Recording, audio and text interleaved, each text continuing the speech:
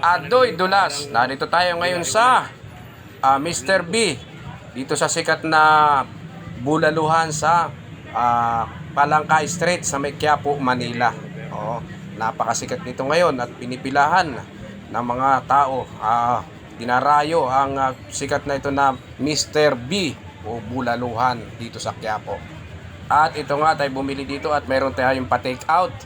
Bumili tayo ng 2 order para sa nag-take out sa atin. Take out, nag-order sa atin ng bulalo.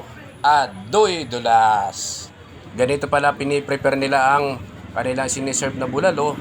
Nilalamas-lamas lang ng konti yung karne para tablon, dumami. Kasi malalaki yung hibla ng karne. Yung pagkaka, ayan o, hinalamas nila para, sinihinihimay nila para tablon, hiwa-hiwalay yung karne kasi laki ng buo.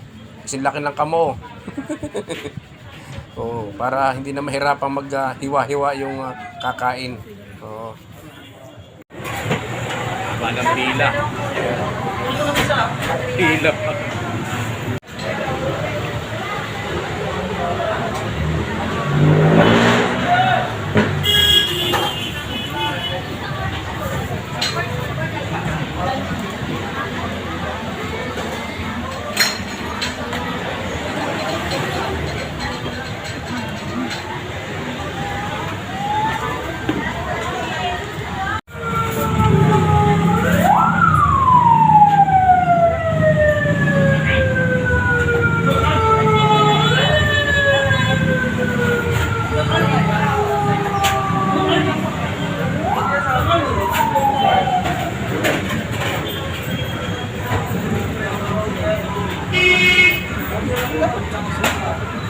Hindi, yung ano nakabibili lang ako na.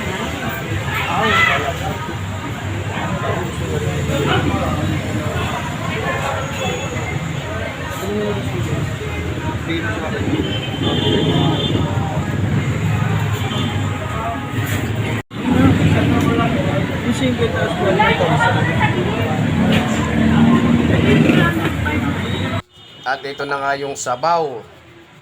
O ito yung nilalagay nila sa take out na pasabaw. Meron naman silang microwavable na tab na ginagamit dito pang take out, no. Bali yan, bukod yung sabaw na isang tab din nung lagay nung karne. Tapos mayroon pang bone marrow. Yung bone marrow kasi nila, pwede ka mag-add 55 pesos yung isang bone marrow. Ito na nga pala yung ating in-order ay Adoy Dulas.